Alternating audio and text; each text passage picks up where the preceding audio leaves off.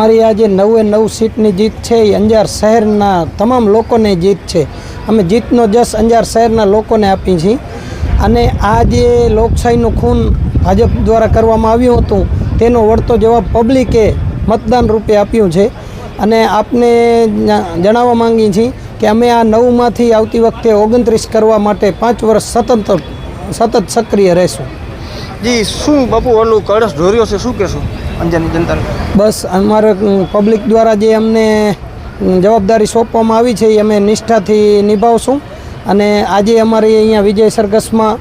અમારા પૂર્વ કચ્છ જિલ્લા કોંગ્રેસના પ્રમુખ યજુવેન્દ્રસિંહ, અમારા લોકસભાના ઉમેદવાર અને પૂર્વ યુવા કોંગ્રેસના પ્રમુખ અને હાલ ગુજરાત યુવક કોંગ્રેસના ઉપપ્રમુખ નીતેશભાઈ લાલન, ગાંધીધામ કોંગ્રેસના પ્રમુખ દેવેન્દ્રસિંહ ઝાલા, ગાંધીધામ કોંગ્રેસના આગેવાન કાસમભાઈ ત્રાયા, અંજાર યુવક કોંગ્રેસના પ્રમુખ સંજયભાઈ જાદવ અને પૂર્વ કારોબારી ચેરમેન નગરપાલિકાના અને હાલના મારા જોડીદાર દીપકભાઈ આહિર, અમે સૌ અત્યારે અહીં ઉપસ્થિત છીએ। બધાનું હું હાર્દિક સ્વાગત કરું છું અને આપના ચેનલના માધ્યમથી અંજારના લોકોને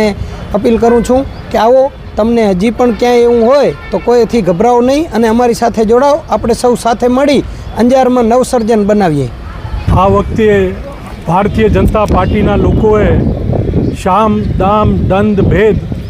દરેક જાતનો ઉપયોગ કરી અને કોંગ્રેસ પક્ષને કઈ રીતે પરેશાન કરવું, લોકશાહીનું કઈ રીતે ખૂન કરવું એના માટેના પ્રયાસો કર્યા, પરંતુ લોકોએ આ વખતે વધુ મજબૂતીથી કોંગ્રેસને મત આપ્યા। ગત વખતમાં ખાલી રાજેન્દ્રસિંહ એક હતા અને હવે 9 કાઉન્સિલરો કોંગ્રેસના જ્યારે છૂટાણા છે ત્યારે દેખાતી વાત છે કે છેલ્લા 5 વર્ષમાં કહી શકાય જે રાજેન્દ્રસિંહે નગરપાલિકામાં અઢળક જે મહેનત કરી એના પરિણામે લોકોએ વિપક્ષને કઈ રીતે મજબૂત બનાવવું એના માટેની વધારે એના ઉપર વિશ્વાસ મૂક્યો છે,